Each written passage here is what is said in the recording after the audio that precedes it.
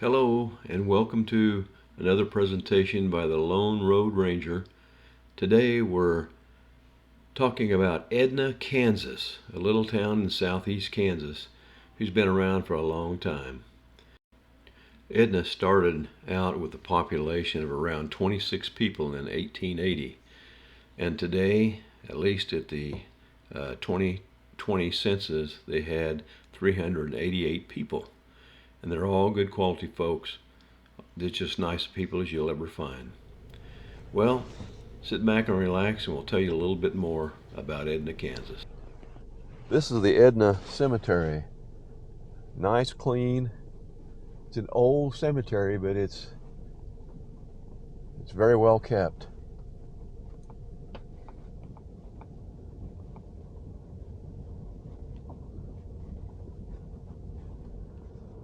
We're just coming into Edna, Kansas.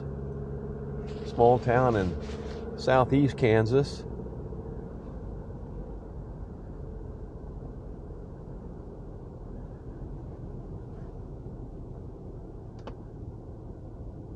It's been around since around 1880. It's always looked like a neat town to me. I live about 18 miles from here. And I've always liked this little town, particularly this old mansion right here. I always wondered about that. Who built it? What year it was built? The houses are all pretty clean.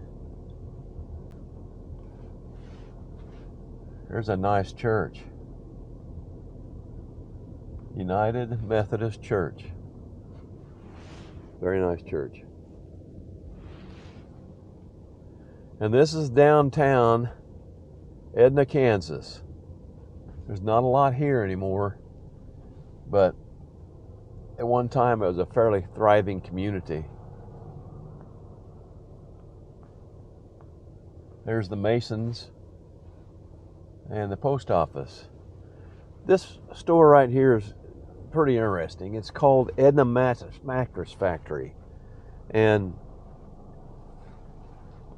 they make mattresses, needless to say, but they've been around for a long time and have competed against all the other big mattress companies and still appear to be thriving. You can walk in there and buy a mattress and walk out with it today. This is S&S Western Outfitters. They've been around a good long time too. Barbershop right there.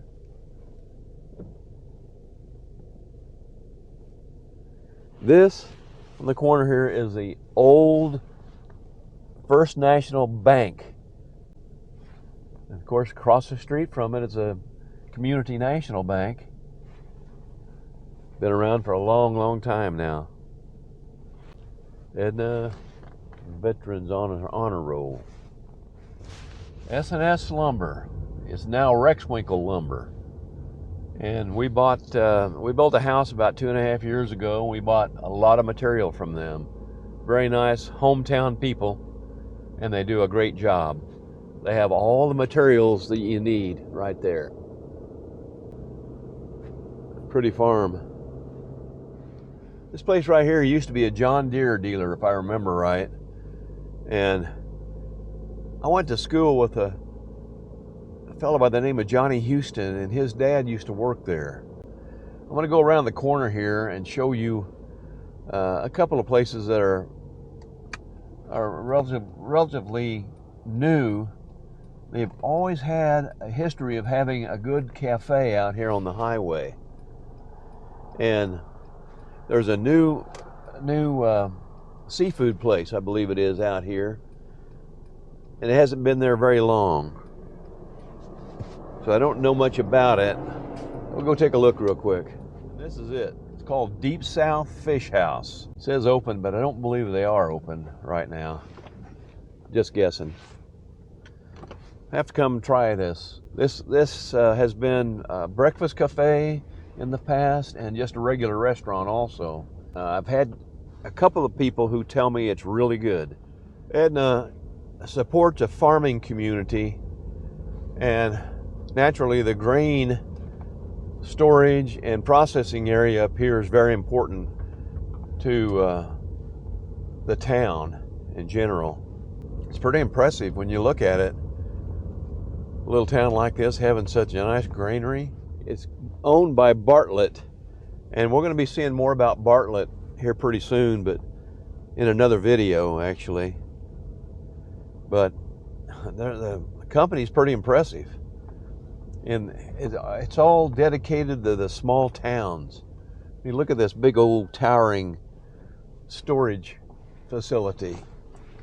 It's just really something. We'll go down some streets here and show you a little bit more about the town. As I say, it's not a very big town. I think the population, the town of Edna actually started out with a population of about 26 people in 1880. And as of the 2020 population census, it is 388 people. Some really nice houses here in town. Look at this old house here. Kind of a Victorian architecture, very well kept. Look at all that lattice. Man, that had to take some doing, especially back in the day. Although there are no concrete gutters and curbings in town, all the drainage ditches are in pretty good shape. Looks like they keep them cleared fairly well and maintain them. First time I've been on this street. It's pretty nice. This is kind of the edge of town right here. This is a nice place right here. Very nice.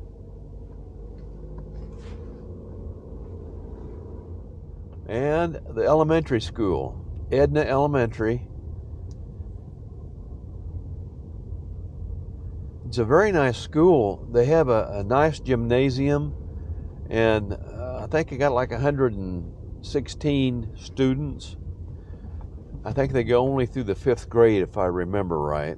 I'll double check that to be sure.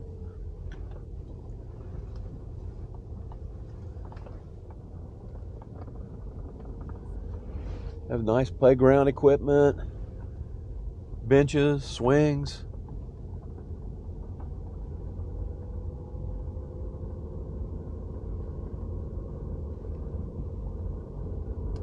Administration building.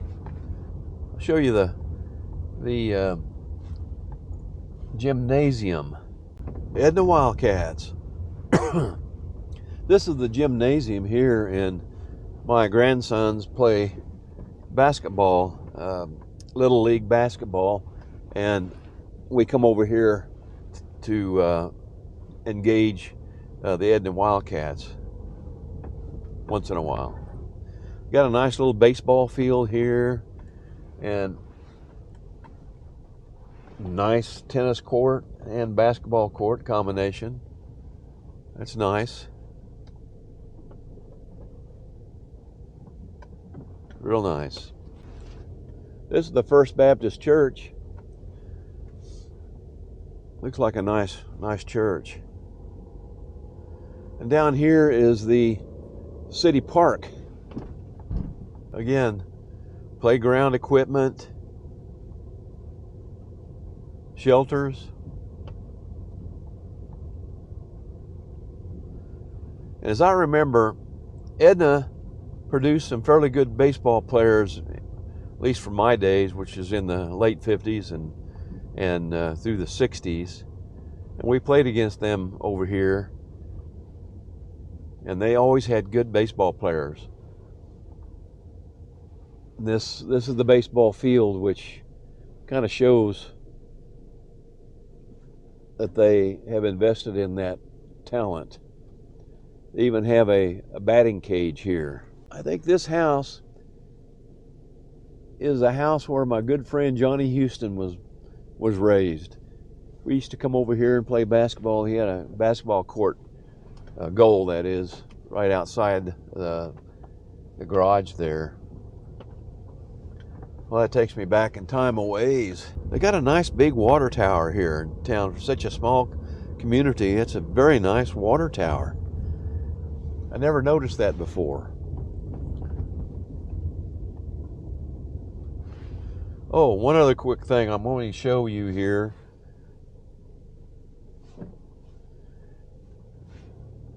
This gymnasium here is the old gymnasium, still in use. And sometimes we play Edna in this gymnasium instead of the other one, occasionally. And that's a real nice old gymnasium, kind of an Art Deco theme, I guess you'd say. There's the Edna Community Senior Center.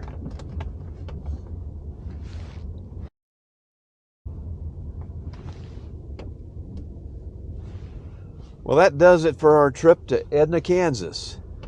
And I'll have some other details on the video to show you. But thank you for spending time with me in this little town of Edna, Kansas. But during World War II, Edna had an airport, and it was used as a training facility, and it was called Coffeyville Auxiliary Army Airfield No. 3. And it primarily supported training troops for the United States Army Air Force. It had several different types of aircraft.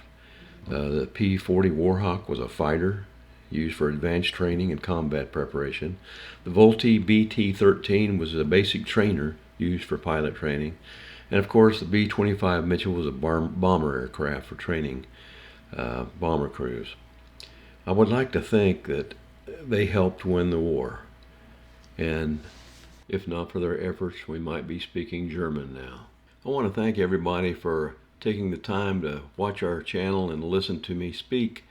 I know it's kind of boring sometimes, but thank you, and thank you for your loyalty. We'll see you again soon with another exciting video. Until next time then, adios.